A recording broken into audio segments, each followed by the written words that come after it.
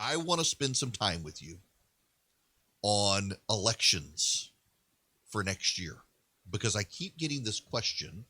What happens? Where do we go? What do we do? What's up? Well, for perspective, next year, there are 34 Senate seats up for grabs. There are all 435 House seats up for grabs. In addition, let me get you the number here for governors. There will be 36 governors races. Now let's walk through these. Let me bring you up to speed here. And yes, now is the time to talk about it. Now is the time to talk about it because, in large part, people are already starting up their primaries. And remember, the primaries are going to happen February, March, April, May. Some states have outlier primaries. I think Florida's like August or September, but most of them are early in the year. Let's begin with the Senate seats here. You've got Alabama. Here are the seats that are up for not Senate, for governor next year. For governor's races in 2022, these states will have elections: Alabama, Alaska, Arizona, Arkansas, California, Colorado, Connecticut, Florida, Georgia, Hawaii, Idaho, Illinois, Iowa, Kansas, Maine, Maryland, Massachusetts, Michigan, Minnesota, Nebraska, Nevada, New Hampshire, New Mexico, New York, Ohio, Oklahoma, Oregon, Pennsylvania, Rhode Island, South Carolina, South Dakota, Tennessee, Texas, Vermont, Wisconsin, and Wyoming. Now, some of these people are term limited. The ones who are term limited are Doug Ducey in Arizona, Asa Hutchinson in Arkansas, David Ige in Hawaii, Larry Hogan in Maryland, Pete Ricketts in Nebraska, Kate Brown in Oregon, Tom Wolf in Pennsylvania, and Gina Raimondo in Rhode Island. The rest of them aren't. From a standpoint of partisan breakdown, overwhelmingly it is Republican states. But the problem for the Democrats is these lean Republican already. You got 20 Republican governors and 16 Republican governors up in 2022, and Joe Biden's popularity right now is around 45% at best.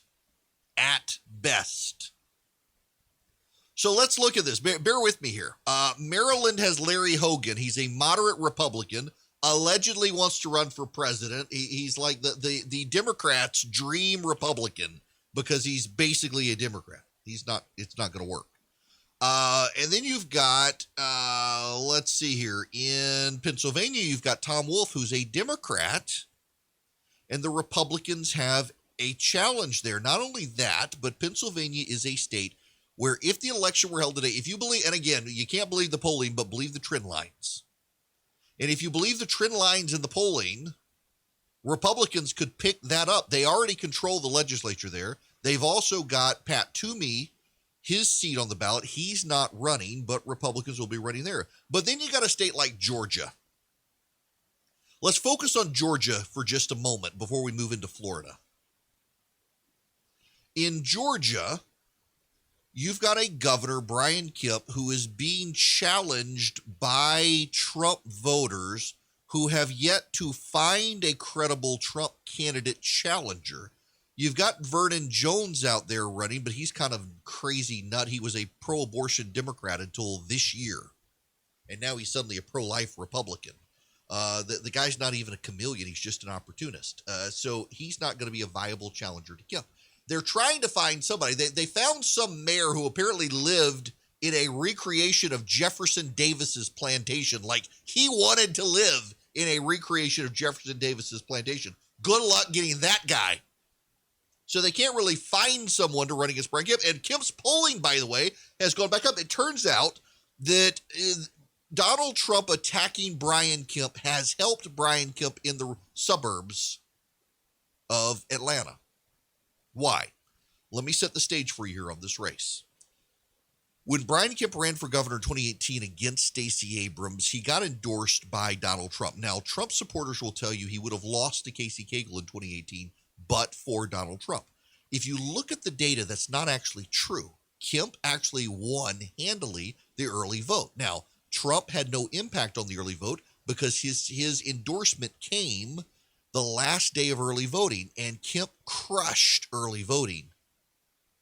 So he was going to win anyway, but Donald Trump padded the margin. The downside of Trump endorsing him is that suburban voters in the metro Atlanta area who lean Republican didn't like Donald Trump. He didn't lose Georgia. He didn't have Georgia stolen from him. He lost it. And he lost it because of these suburban voters. Now, the reality here is that Kemp got hurt in the suburbs, and those voters went for Stacey Abrams because they thought that he was just going to be a Donald Trump flunky. Whether you like Trump or not, those suburban voters didn't. So they punished Kemp. Now, subsequently, Kemp has proven himself to be his own man, and in fact, the president wants to come after him. So the result has been that Brian Kemp's polling in the suburbs has gone up, even as Trump voters are trying to attack him. That helps Kemp with the suburban voters, but it hurts him with his money because he's going to have to spend money to get through the primary in order to go after Stacey Abrams. And do you really think these voters are going to stay home? I get asked all the time by Trump voters, what's Brian Kemp going to do for me? Probably the answer is nothing. He's going to be a good governor for everybody. And he doesn't need to glad hand you or suck up to you because your alternative is handing the state over to Stacey Abrams. And if you want to hand the state over to Stacey Abrams, hand the state over to Stacey Abrams, and you can complain that Brian Kemp didn't kiss your butt. Good luck with that. Kemp is probably going to be helped. And in fact, I think Stacey Abrams knows it. Have y'all seen Stacey Abrams nationally anywhere? She's been kind of quiet. Why? Because she knows that Joe Biden is a drag. And she built herself up nationally and made a couple of mistakes, including coming out aggressively against voter ID before Democrats in Washington decided voter ID was okay, and then said, I never opposed voter ID. And getting Major League Baseball to move their boycott Georgia over the election law. They said, I didn't cause them to do that. The national media has built her up. They want a rematch against Brian Kemp. Brian Kemp's got to consolidate the Republican base. Polling suggests he's doing it, but he's going to have to spend more money than he otherwise would because of clowns like Vernon Jones running against him. But he will probably win because Joe Biden's popularity is bad. In fact, that may impact Raphael Warnock, the U.S. Senator the Democrats got, who's only on a 2-year term to try to get a 6-year term. And his polling started to come down as he reveals himself to be as radically progressive as Kelly Loeffler warned everyone he would be. The question is, do the Republicans go with Herschel Walker? Can Herschel Walker beat a guy like Warnock, or do they go with someone else, a Gary Black, a Latham Sadler, or Kelvin King, someone like that? Now, I want to focus on governors again. I want to spend some time on governors first, because the other governor you got to pay attention to is a Republican governor named Ron DeSantis. DeSantis is popular in Florida, even with Democrats, and you would never know it from the national media. Now, why? It should be obvious to everyone that the Ron DeSantis 2022 race is the precursor to the Ron DeSantis 2024 race for president. More and more polls have come out that show Trump voters would still prefer Donald Trump, but if Donald Trump doesn't run in 2024, they want Ron DeSantis. So the media is doing everything they can to pile on Ron DeSantis. And in piling on Ron DeSantis, they want to defeat him in 2022. I don't think they're going to be able to defeat him. I mean, when you've got Charlie Crist out there, who is a terrible candidate to begin with, the Democrats don't particularly like him. You've got, what is it? Is it Val Deming who's now going to run for governor as well in Florida? It's not going to go over well. The Republicans are going to rally. They've got the Democratic Party in Florida is largely broken at the grassroots ground game level. So DeSantis is probably going to win, and then that sets him up for 2024, virus or not. Now, the other interesting race out there is actually Laura Kelly. Y'all may not know Laura Kelly. Laura Kelly is the Democratic governor of Kansas. And you're thinking, Kansas has a Democrat? Yes. Kansas has a Democrat because Republicans went all in on a bad candidate in 2018. I shouldn't say he was a bad candidate. It's just he was a candidate that Kansas has a lot of moderate Republicans. This is Bob Dole territory. And those Kansas Republicans didn't like the firebrand conservative, and so they just sat back and let the Democrats have it and figured we'll take her on in 4 years. Well, the Republicans are probably going to pick up Kansas. In fact, when I look through the list, the Republicans probably aren't going to lose anything. You got Mike DeWine in Ohio. Republicans dislike him more than Democrats do because of his handling of COVID, and even the Republicans tend to like him. You got Kevin Stitt in Oklahoma. He's going to win re-election. Greg Abbott in Texas may get beaten in a primary. He's not going to get beaten in a general. You got Bill Lee in Tennessee, who's just fine. There really isn't ground for Democrats to make up when it comes to governor's races, particularly given the unpopularity of Joe Biden, which leads me to Tony Evers, the Democratic governor of Wisconsin. Democratic governor of Wisconsin is probably going to be beaten by a Republican because of Joe Biden's popularity or lack thereof across the country. It seems Republicans are in position to pick up more gubernatorial seats, which gets me to the United States Senate. The conventional wisdom had been that you were not going to see a major breakthrough for Republicans in the Senate, except it appears to me they very well could make some major ground in 2022. There are 34 Senate seats up for election, 20 of them by Republicans, 14 by Democrats. And if you look at the map superficially, there are problems for the Republicans. Like, for example, in Pennsylvania, you got Pat Toomey. Pat Toomey's a Republican, was far more conservative in the House, became more moderate in the Senate.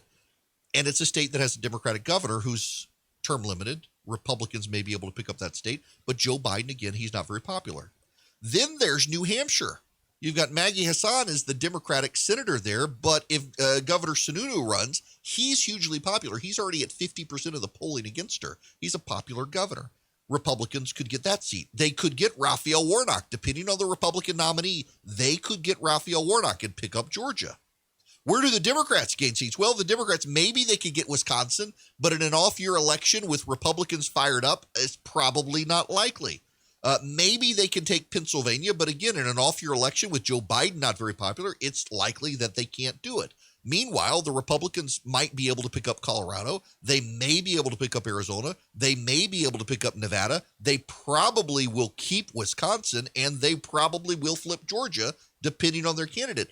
And in New Hampshire, let's not forget New Hampshire.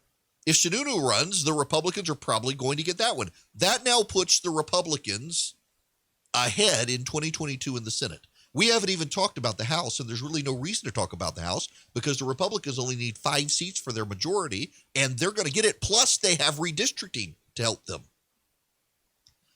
Now, I run through all of this for a very important reason.